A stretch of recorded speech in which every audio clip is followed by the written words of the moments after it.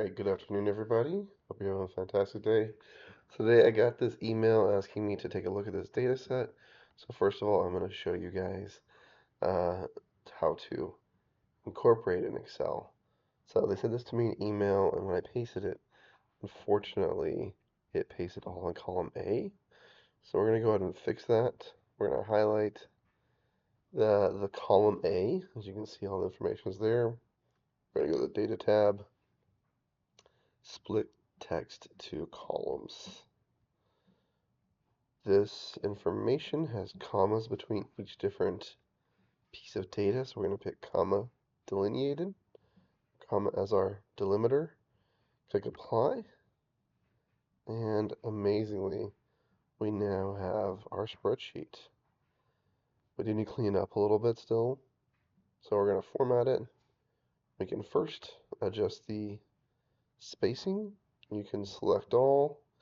To select all, you can click this little button at the top left that I did, or you can hit Control A twice, and then you just simply double click on one of those spaces and it will automatically adjust the width of the columns.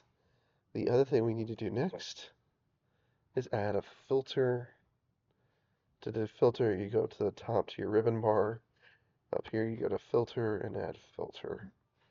And now we can filter by any piece of information that we have as well.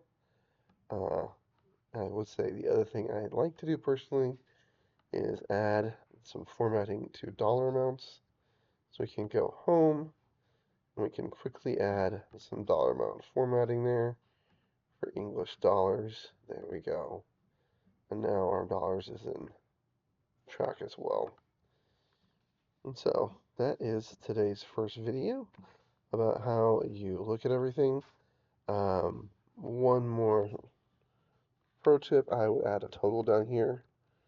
And so you could equal the sum of F2 through F13.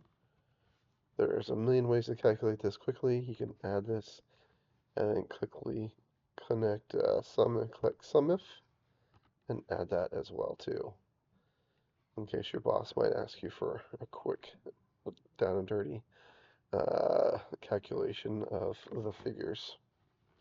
Thanks for joining.